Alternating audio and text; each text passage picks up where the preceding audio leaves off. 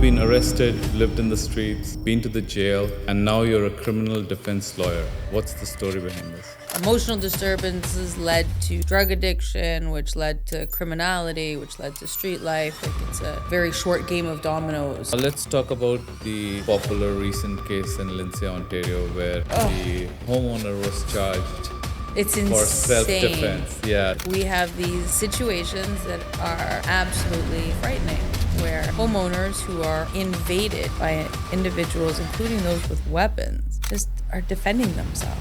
Do you think that race or ethnicity factor in when the judge or the prosecutor looks at the accused? Absolutely. There are many judges who cannot appreciate what it must be like for especially racialized youth, but young adults as well, to be involved in police interactions. What is a bail, and is it easy to get a bail? Bail is known as judicial interim release. For the vast majority of crimes we might be charged with, we are entitled to bail at the earliest opportunity. There are some charges under the criminal code in which you would be automatically detained.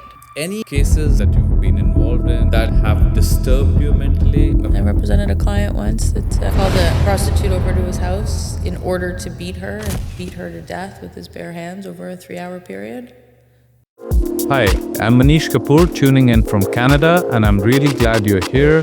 This is where we sit down with some amazing minds, leaders, creators, and change makers to talk about the things that matter. Every episode is a chance to learn something new, get inspired, or just hear a fresh take. So let's get into it.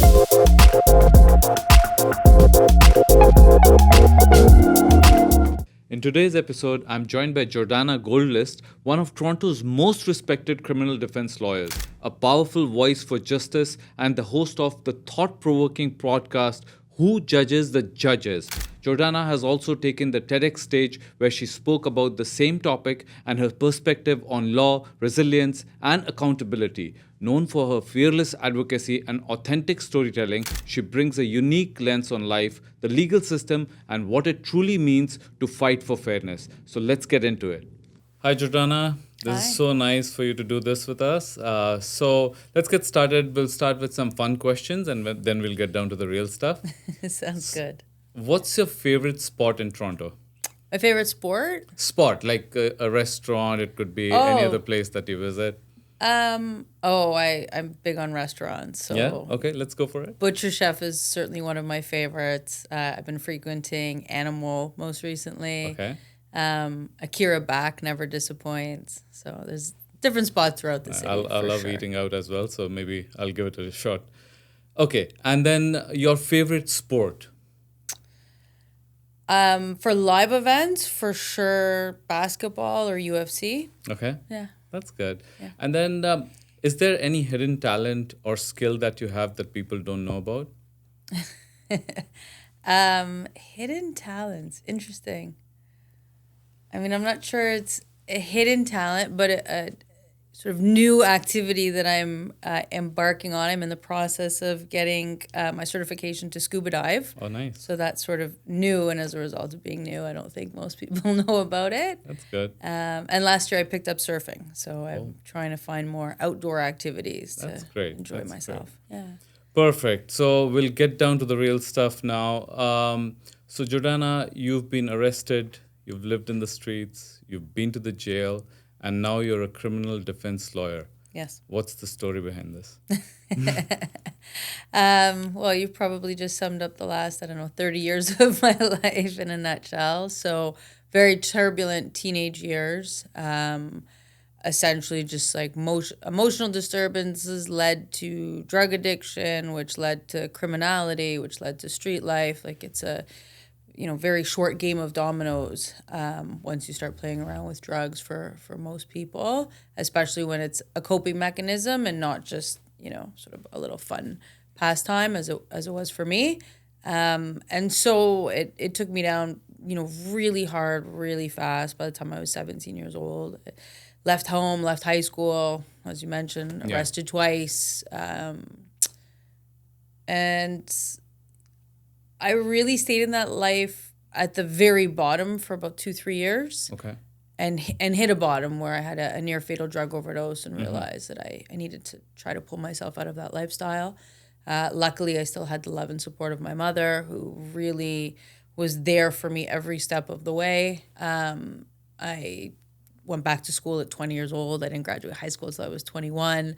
But then once I started on that path sort of out of that lifestyle, it gained momentum pretty quickly. So from finishing high school at 21, I went straight into university on an entrance scholarship at York. And then went straight into law school. I had, relapses along the way. I had some turbulent times along the way, but, 2 steps forward, 1 step back, and then 3 steps forward. So I was able to keep going. Yeah. Started law school at 25, and after that, the trajectory was just upwards. What prompted you for the law school? Oh, I wanted to be a lawyer from the time I was a little kid. Okay. One of my family members had been charged with a crime, and as my family was going through the criminal process, the lawyer was just so important to us. Right. And once we beat the charges, it was like the lawyer was an idol in our household for many, many years to come. And he was just held with such high esteem. I didn't necessarily appreciate the extent of what he had done for us just because I was so young. I was like 7 or 8 years old. Yeah. But it stuck with me how important a lawyer is. For sure. And that's what I wanted. I just wanted to have that sort of influence on people. I wanted to be able to help people to that extent. I wanted to be held in that level of esteem. That to me was really phenomenal. And so again, without an appreciation of what a lawyer actually does with their time, I knew that's what I wanted. And then I started reading, crime novels and watching crime TV shows. What interested me the most was the psychology. True. I had a million questions about why. Why does someone do what they're accused of doing? Right. Obviously, there's a question of if they're actually doing what they're accused of, but then, why? Why do they find themselves in this situation? And so that sort of psychology behind criminality had always excited me, which I think is what ultimately drew me into the profession. Okay. And then you were in solitary confinement. How long were you there, and what was the experience like? The experience was horrible. I wasn't there long. It was long enough to give me an insight on what my clients go through. I spent 4 days in solitary confinement. As a child, I was 16 years old. I had How was that like? no criminal record. Yeah.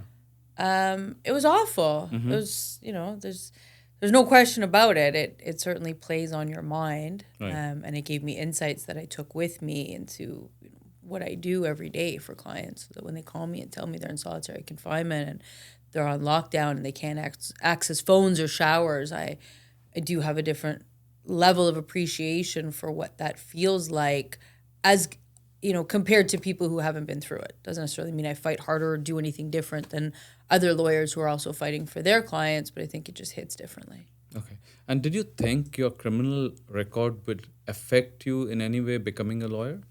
Very much so. I was fortunate enough that I was a youth. All of my convictions were just as like a young offender. And so as I was starting law school, it was something that I researched, what I needed to disclose, whether or not it was going to prevent me from being a lawyer, first off. And the short answer was obviously no. And then as it turns out, I didn't need to go through the good character process with the Law Society because all of my convictions were as a young offender. Okay, great. And then we see a lot of youth in today's age, right? Yes. They're getting into crime, petty crime, and then more serious offenses as well. Do you think there's a reason behind it? Of course. I think there's a reason behind most people who commit crimes. I think that the vast majority of people in the criminal justice system have motivating factors that are external to who they are. Okay. So, if I was basing it just on my own 15-year career, I would say maybe 10% at most of the population in jail is hardwired for criminality. Okay. In the sense of there aren't external factors. And even then, there's probably certain external factors that play off. What could these external factors be? Most often, it's a combination of poverty, of addiction, of mental health issues, of a lack of proper mentorship a complete lack of opportunity, or at least they believe there's a lack of opportunity. And so you put all of those things into a pot and you mix them up, and you're going to have people committing crimes. So, for example, I think a lot of youth right now that are growing up in community housing, if they also don't feel like they have any way out other than to be committing crimes, if they find themselves without, proper parental supervision, either because their parents are also involved in criminality or addicts or have mental health issues, or on the flip side, phenomenal humans but just have to work, 3 jobs in order to keep the light on and food on the table, then what you have is youth who are left unsupervised. And left unsupervised, they're often, out on the street with other youth who are in similar circumstances. And eventually there is either a decision amongst them to go and find themselves in trouble or get in trouble, or there's, older boys that suggest an opportunity. Are there any organized groups as well who might use youth for certain kind of crimes? Of course. Yeah? Yeah. Because they can get out easy? Is that the reason? Yeah, I mean, youth don't suffer the same type of sentences or consequences as adults do, for sure.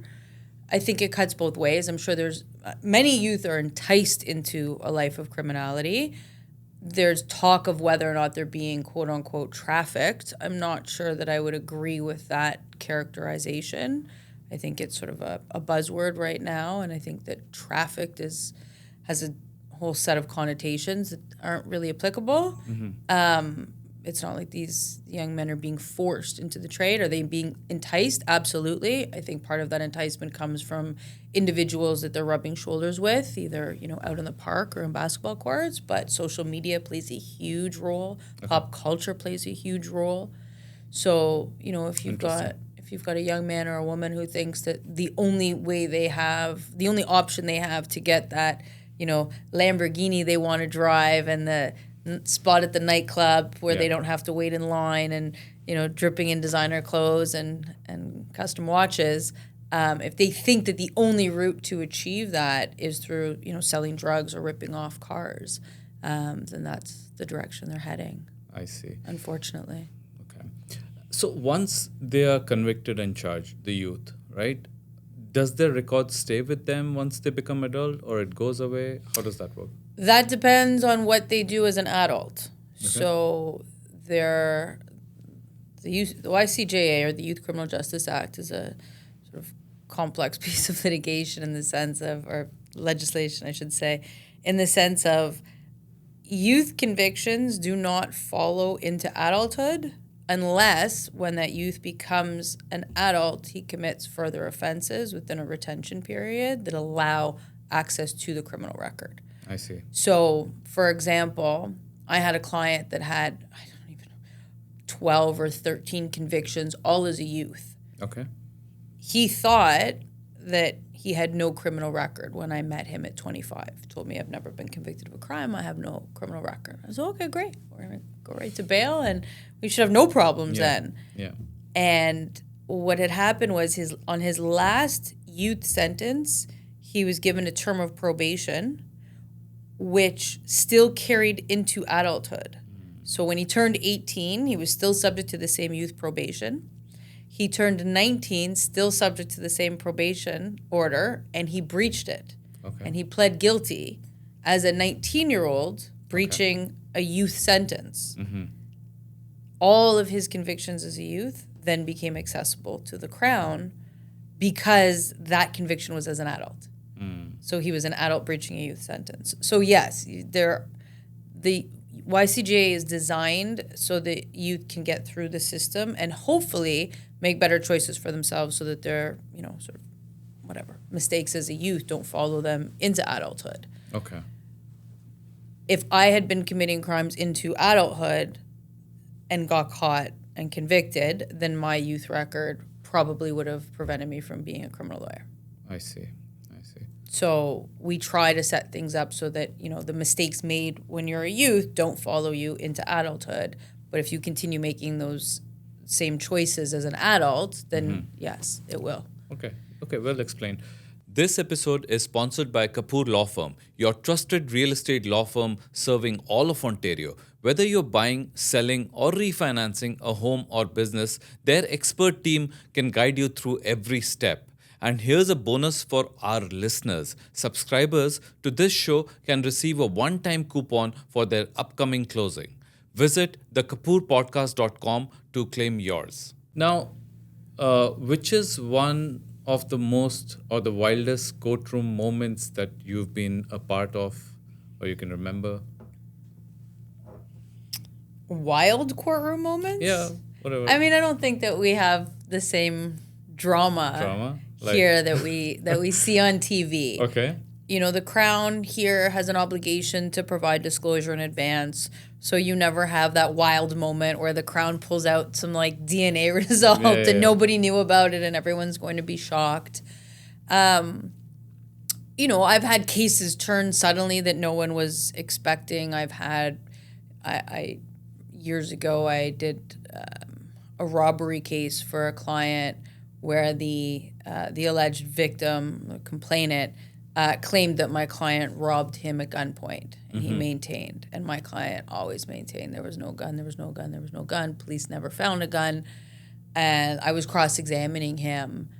And essentially, on his 911 tape, he said to the 911 operator, please, you got to help me recover my cell phone. My mom's going to kill me. This is the third cell phone I've lost this year. And nobody was paying attention to him because it was just a cell phone. It was like like a nonsense robbery. And so in cross-examination, I suggested to him that there was no gun, but nobody cared about his cell phone. And he just wanted... And when I put the situation to him, he was like, "Yeah, that's exactly what happened. There was never a gun. I'm sorry, I lied about it." And everyone in the courtroom was like, "Oh my God, this kid had taken my client on quite a ride through the system." It was quite an explosive moment for sure. I'll put it that way. Okay. So yeah, there's been moments like that. There's times where we get a verdict that we're not necessarily expecting. And you can feel the tension more so than it, exploding into anything specific, right? Like, we're Canadian, we're very well behaved. Nobody generally is, yelling and shouting. And I find that there's never the same drama as what you see on television. Yeah. But certainly, if you're getting a verdict from a jury on a homicide is probably one of the penultimate dramatic moments. And it's hard to explain, but the moment the jury starts walking into the room with a verdict, you just feel it. There's this electricity throughout the courtroom. That's true even when we are watching TV, right? Because For sure. you never know what can happen. You just don't. And so the jury files in slowly and everyone is very polite and it feels like it's happening in slow motion because the foreman then has to hand over the verdict slip to the judge and the judge looks at it and you're trying to read the judge's face and 99% of the time you can't. They know to stay stoic. And even if they make an expression, you don't know what direction it's going in. Absolutely. And so then obviously the jury reads the verdict and it's pretty phenomenal. The last murder trial I did, my client was found not guilty and just hearing that. Yeah. And with him, you can feel the tension of him standing right beside me, like shoulder to shoulder. And you just feel the relief of 3 years of litigation with him fighting for his life. Yeah. So on some cases, we see there's a lot of media highlight, right? A lot is spoken about the case, right? In such cases, do you still think that innocent until proven guilty still exists? Well, it certainly still exists on the books. It certainly still exists in the courtroom. I find the vast majority of judges I appear in front of take innocent unless and until proven guilty very seriously. Most justices of the peace still take that as the golden standard for bail when they're deciding on bail. It's at the front of their minds. It's unfortunately not playing out in the court of public opinion. And I think it does a disservice to the rule of law. Yeah. And I think the irony is that most people who are in disagreement with our bail system, who think that bail is too lenient or sentences are too lenient, but bail especially, they don't seem to have that appreciation, and yet they want accused persons and people in general in society to have respect for the law. Well, if you're so law and order, then you also absolutely need to be in favor of the presumption of innocence. Yeah. And does it affect the jury in any way? We don't know. So the jury system in Canada is so different than what we see on television. There is no jury vetting the way there is on television. Yeah. In the United States, the lawyers get to ask questions. They get to investigate the jury. There's a whole process around jury selection that can take days, if not weeks, sometimes. We don't have that. Our jury selection process now is like 2 hours. If the juror does not have any sort of conflict, and there's no concern that they're going to be, for example, biased in any way, or there's some sort of like health problem that would prevent them from sitting, or an economic situation that would prevent them from sitting, things that are more of concern to them than there are to either the accused or the Crown, then they're sitting. We don't really know much about the jury. We don't know much about their background, their history, or their philosophies on life or the law. So if a client secretly admits guilt to you, how do you navigate that situation, and have you ever represented a client in such a scenario? yes, of course. My job isn't to judge people. I'm not there to... Yeah, I mean, regardless of whether or not someone is factually guilty, they still deserve a defense. It just changes what defense I can run and what evidence I could call. So, for example, if someone admits guilt to me, then I can't, put them on the stand to say that they didn't commit the crime, for example. Right? Okay. I can't do anything that misleads the court, knowing that I'm misleading the court. It's like providing false evidence to the court. I can't. It's unethical.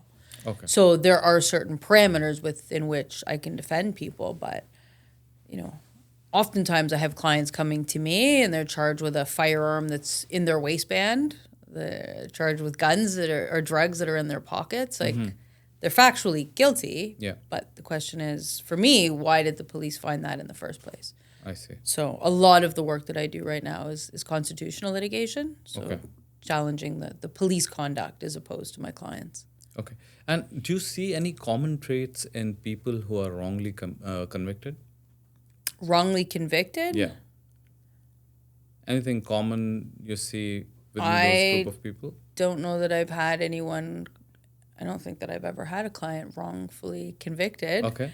I've had clients who should not have been convicted of what they were convicted of. Okay. I can think of two off the top of my head, and both of those cases went to the Court of Appeal successfully. So yeah, I So don't what often find happened? myself in positions where Yeah. clients are wrongfully convicted. Okay. And I think that those scenarios are rare.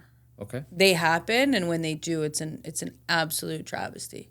Okay. It is. And I know one gentleman who was not my client, who is wrongfully convicted Okay. and in custody serving a life sentence for murder. I had nothing to do with any of his cases. He appealed to the Court of Appeal, then to the Supreme Court of Canada. He's still doing everything he can, I think, with the Innocence Project right now. So I'm not involved with that case, but because of my social media, I'm, often interacting with individuals who are in custody and who are just, looking for some sense of either understanding on what's happening with the process, someone to break it down to them, or just someone to talk to, quite frankly. And it's awful for the individual and for their family, but also for the system and society at large. You know, and I think a lot of people lose sight of that. It's really easy to just say, oh, someone's charged with a crime or convicted with the crime, lock them up and throw away the key, and who cares, we'll figure it out later. I think it's easy for some people on the outside to say that. But what it does is disrupt the entire, sort of social circle around that person. And when an innocent person, factually innocent person, goes to jail, it means those of us who aren't committing crimes feel like we could be convicted of a crime even if we don't do anything. And why are we going to follow the law if there's always a risk that we could go to jail anyways? I see. Okay, so let's talk about the more popular recent case in Lindsay, Ontario, where the homeowner was charged It's for insane. self-defense. Yeah. So what do you It's have? insane. So I talk about this quite a bit. I think, I straddle a lot of different lines in life. Obviously, I'm a criminal defense lawyer, and so I often am representing people who are involved in serious violent activity. I'm also a legal gun owner, and so I'm part of a community that's very big on self-defense, and I'm conservative. So I also believe in the right to defend oneself.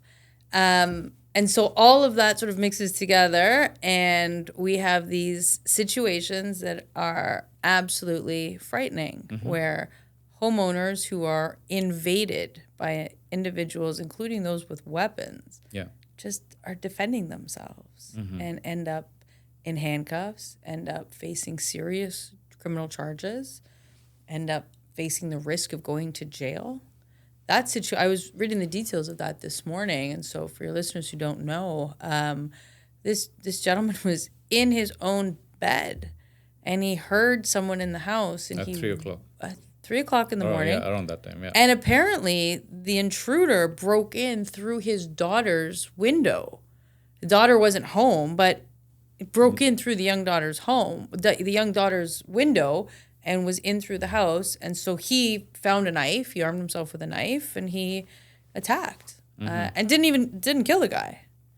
So they say self-defense should have reasonable force, or the homeowner can use reasonable force. What does that actually mean? So the problem is, first and foremost, that he's even being charged, right? Because the analysis on self-defense is a defense that's argued at trial, which means at the very end of a case. So if this case that we're talking about, like many others, goes the distance, he could be in the system for the next 2.5, even 3 years. Okay. Where he's fighting and defending this case at great cost to him, assuming, he hires a lawyer that he's paying privately, and at great stress. I don't know anyone who faces criminal charges, especially that goes to a trial, that isn't feeling the weight and the stress of that. So he's charged with an aggravated assault, which is the highest level of assault you can be charged with in Canada. And it's a frightening situation. So the police feel like they're justified. I don't know what policies they've now been handed down that they feel like they need to do this. I don't know if this is sort of specific to Ontario. I put out a lot of these videos on social media, and I often get people who live in Western Canada who, throw out little anecdotes about, the police deciding not to charge people who have killed people who have come onto their properties. I don't know if they're just, telling stories because it's social media, or whether or not, in fact, the police out west have greater discretion than they do here in Ontario. But this is certainly not the first case at all. There was a gentleman in Vaughan this summer who did not even hurt anyone. He caught 3 armed men trying to steal the Lamborghini off his driveway, and went into the house, got his legal firearm, and fired a shot in the air, and has been charged with discharging his firearm. Didn't even hit anyone. So there's no reasonable force there. Again, I could be wrong. I don't know. I mean, but that's the thing, right? It's the police are basically pressing charges and letting the judge sort it out. Decide, yeah. Wow. Right? Because the assessment of reasonable force is not an assessment that the police would make. It's not the police's job to apply a legal analysis on any case. That's not their responsibility. That's for a judge to do. They have some discretion to decide whether or not to press charges, but they're not going to analyze whether or not there's a valid defense. So do you think self-defense laws that are applicable in the US should be considered in Canada as well? I mean, if you're asking my personal opinion, absolutely. Absolutely. I think as homeowners, we should have the absolute right to defend ourselves. Okay. So what happens in a situation? So we're talking about homes, right? So what happens in a situation when you're in your car? Does the self-defense? Same. Okay. So we do have self-defense laws in Canada. And this is where I think a lot of people struggle when I see sort of the back and forth on an Instagram page. People argue, no, we have self-defense laws in Canada. Yes, we do. But it's a test that is applied by a judge or a jury on trial. So at the very, very end of a court proceeding. So, for example, I was driving around in my car and someone attempted to carjack me and I managed to get their gun from them and I shot them. I'm just giving a scenario because I don't drive around with a gun. But let's say I was able to disarm the carjacker and I shot them in complete self-defense of me and my property. Okay? The Criminal Code of Canada says I am allowed to use as much force as is necessary and what is reasonable in this situation to defend myself, to defend someone else, or to defend my property. So ultimately, I would be arguing, yes, I was just defending myself. But if I'm charged, then I have to go through that entire process. Okay. And if the Crown is prosecuting, so let's say I kill this guy that's trying to carjack me, it is likely that the Crown is going to prosecute and let a jury decide whether or not it was reasonable. And in the meantime, my whole life hangs in the balance. Yeah. I have to report that to the Law Society. Mm-hmm. I don't know that I would lose clients. I'd probably gain them. But for other people, they lose their job. They have to deal with the stress of, potentially facing a life sentence if you kill somebody. Yeah. Right? In Canada, if you're convicted of murder, it's an automatic life sentence. Absolutely. So I think, yes, we do have self-defense laws. I don't think that they're clear, and I don't think that they're as broad as most Canadian homeowners and car owners would like them to be. Okay. We are also proud to be sponsored by Kapoor Vastralaya, with locations in Mississauga, Ontario, Surrey, British Columbia, and Fremont, California. For the finest selection of ethnic Indian clothing, visit your nearest store and explore their beautiful collection. And just for our subscribers, you can get a one-time discount coupon by visiting thekapoorpodcast.com and filling out the form. Now, obviously, you defend clients in high-profile cases, right? Do you ever fear for your own safety? It's such an interesting question. My biggest fear for my own safety has never come from my clients. Yeah. It's always come from the families of victims when I have done a good job in court for my client. Interesting. Okay. That is the only time that my safety or security has been threatened. So never from the clients, it's always... Never from my clients. Okay. No matter how the case goes. And I think, part of it is to do with the fact that they know I will always fight for them. I'm not that lawyer that's just going to drop the ball or sell them out or do anything that would warrant their frustration, even while they're frustrated at the system. So I've had clients who get angry about their situation in court. They get angry about the treatment by the police. Oftentimes are angry about the way they're being treated in jail, things of that nature. There's only so much I can fix, and there's only so much change that I can actually create on my own, but I do what I can. Mm-hmm. And I think that when you do your job properly, there's an appreciation for it, regardless of the outcome. So no, I've never been threatened by a client. I've never had a client make me feel unsafe in any way. Okay, good. Do you think that race or ethnicity, these come in or these factor in when the judge or the prosecutor looks at the accused? Absolutely. Yeah? Yeah. Can you, highlight something that you've Sometimes seen? it inures to the benefit of the accused. Most often, it is to the detriment. Okay. Yes. I think that there are some situations where some judges are particularly sympathetic to the fact that our jails are overpopulated by racialized individuals. Okay. And knowing that, they take a specific look at, the police conduct in a case. They understand that racial profiling is real and it happens and it's wrong. But I think that there are many judges who cannot understand and they cannot appreciate what it must be like for especially racialized youth, but young adults as well, to be involved in police interactions. I think there's a huge disconnect. And I've seen it sometimes when I'm making submissions on a case where judges ask me questions that I would think are so self-evident. Okay. You know, why would an accused person who's growing up in a government housing feel the need to carry a gun on all times? And, you know, it's like, how can you even question that if you've been in the system long enough to be a judge? Right.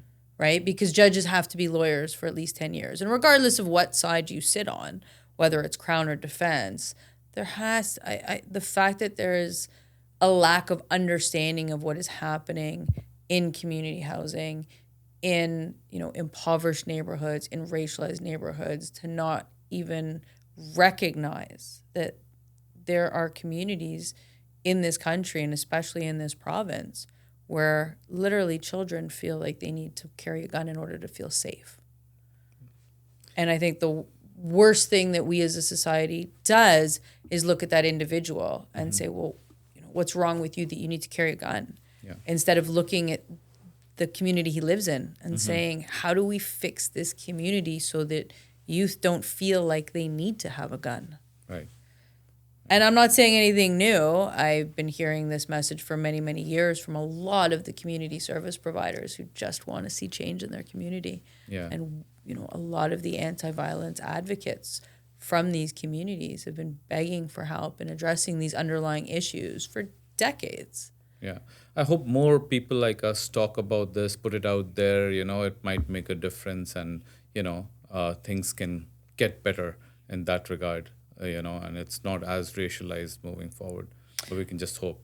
I hope so. I mean, it's funny because it's the same people who want to know how come they, you know, can't shoot an armed intruder, that can't understand why that armed intruder is entering their house. Like, if you don't understand the why, then you can't address the bigger problem. I see what you're saying. Putting that one person in jail isn't fixing the problem because there's 10 more kids stepping up to take his place. Okay. So if a person does not have much money, no family or support, do you think he can still get a fair trial? There are some excellent lawyers who still take legal aid. Okay. So I don't want to say that it's impossible. I know many really good lawyers who truly just believe in fighting for people, and especially impoverished people That's nice. Yeah. who focus on it and do really, really good work. But they do good work on the serious charges. So they'll take kids that are, you know, involved in these massive drug and gun investigations or homicide investigations, things that typically pay better under the legal aid provisions. And it takes a long time often for people to work up to that level. Okay. Okay. What is a bail? Okay. And is it easy to get a bail? And what could be the costs associated to get a bail? Oh, so bail it's also known as judicial interim release. And so essentially, if any of us in Canada get charged with a crime, the criminal code requires that within 24 hours we are brought before a justice of the peace. For the vast majority of crimes we might be charged with, we are entitled to bail at the earliest opportunity. I say the vast majority because there are some charges under the criminal code in which you would be automatically detained. So if you're charged with murder, for example, you're not entitled to a bail at first instance. Your lawyer would have to bring a bail review in superior court. But for most crimes in Canada, you're brought before a justice of the peace and you need to have a bail. The law in theory is that everyone is releasable and everyone ought to be released, and detention ought to be the exception. Okay. Because this goes back to your question about the presumption of innocence. When people are first arrested, they're presumed innocent. So we shouldn't be jailing people before they've been convicted. There is a 3-part test for a judge to determine whether or not bail should be granted. For some crimes, it's the Crown onus to establish that a person should be denied bail. There are some situations in which it's the accused person's onus, and so it really just depends on their personal situation. For example, are they already out on bail? What charges are they facing? There's, you know, certain charges that if they're facing, it's called a reverse onus, which means the presumption is that they are going to be detained and they have to argue why they should be released. For other, you know, people, it's the opposite. The Crown has to establish why. And oftentimes, for the more serious offenses, they need what's called a surety. And here in Canada, we do not have set amounts. So it's not like, again, what we see in Hollywood movies where, bail is set at $1 million and you just need anyone to come forward with like 10% of that amount paid into court and the person gets out. It's not our system at all.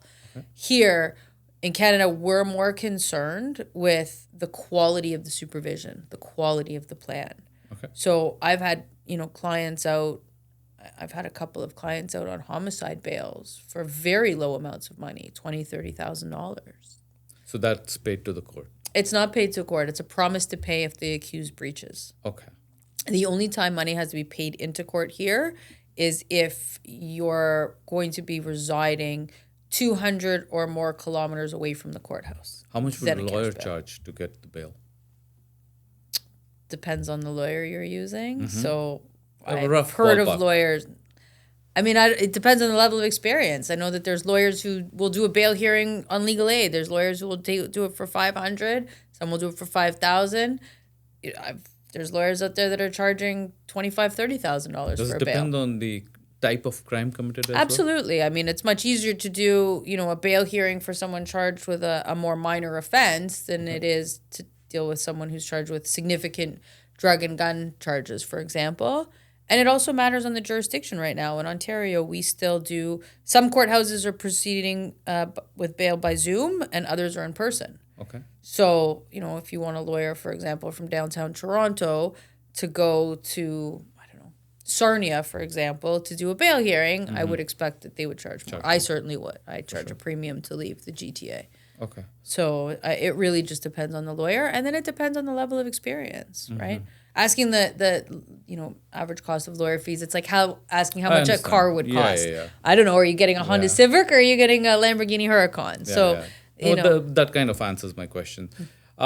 Any cases that have disturbed you mentally? Any cases that you've been involved in that you want to talk about? I mean, I don't know that I want to talk about them, but I will. I've had some really disturbing cases. Okay. I've had, for a long time in my career, I was in back-to-back homicides. For a long time, my focus was on doing murder cases. And so I've, done a few that left me rather unsettled. I represented a client once that called a prostitute over to his house in order to beat her and beat her to death with his bare hands over a 3-hour period. It's pretty awful. Wow. So, and admitted in his interrogation to the police that the purpose of calling her to the house was in order to, and I quote, beat the fuck out of her. Oh my God. So that was harrowing. There's been some cases that have definitely tested me as a human. Yeah. And it's difficult, but I take my job really seriously, and I have to put my own personal opinions aside, and I have to put my own sense of self aside often, and defend. That's my job, and I have to leave the judgment to the jury. It's really hard, to contemplate what you go through. It affected me when I was just reading my criminal law books, right? Those cases, Yes. that used to, and for you to see all of this in such close corners is going to be something. Is there something that you would like to tell the young people out there who are traveling a similar path to yours? That are trying, when you mean traveling a similar path to mine, like heading wanting down to the be a same criminal defense lawyer? Yeah, maybe that, or who've just experienced a life of crime and want to get better. Is there any advice from your side? I mean, certainly, I think that the reason I started opening up again about my own history was really just to be an example that it could be done. I think a lot of young people end up involved in significant criminality and they reach a point where it's not what they want for themselves anymore. I interact with a lot of youth who think it's sort of their path to fortune and fame, and they're very disillusioned in that regard. There are some people who do very well in certain crimes, but the majority don't financially. And I think at some point they realize it and often think it's too late. It's too late for them. They can't pick a different path. They're on this path. They're stuck. And I don't think we're ever stuck on the path that we've chosen. I think that oftentimes there are, hurdles or obstacles that we have to jump higher, faster, further in order to catch up. But I think it can always be done. I just think it's sometimes harder, but it's certainly worth it. Perfect. One last piece of advice for our listeners. It could be relating to law, it could be about lifestyle, it could be about anything. Oh, that's really broad. Just any piece of advice. I think if I have to give one piece of advice that would help deepen the understanding between people in any community, it's to take a minute and get to understand a problem before you judge either the people involved or the solution. My podcast and my TED Talk and my brand is called Who Judges the Judge. Yeah. And it's all about calling into question the hierarchy of our system. And it's also about calling into question the way that we judge the world around us. And I think that it's so easy for us to reach a judgment based on either a limited amount of facts or oftentimes, what's presented at facts as facts and turns out is fiction. And we don't take the time to either get to know the people we're judging and their character or the situation that person found themselves in, or just develop a greater understanding of the problem before trying to jump to a solution. And so I think it's just to take a minute. You may reach the same conclusion, but you might not if you understood the depth of the problem. Perfect. This has been great, Jordana. Very insightful, and it was amazing to have you. Thank you so much. Thank you. Thanks for having me. This episode of the Kapoor podcast was proudly sponsored by Kapoor Law Firm and Kapoor Australia. If you are enjoying the show and want a one-time discount code, head over to our website, thekapoorpodcast.com, and fill out the form to receive your subscriber-only discount code. Whether you're looking for legal expertise or premium Indian ethnic wear, our sponsors have you covered. One more request to all of you, please do subscribe to the show and leave a comment to let us know what you think and how we can improve. We'd love to hear from you. Thanks for watching and see you in the next episode.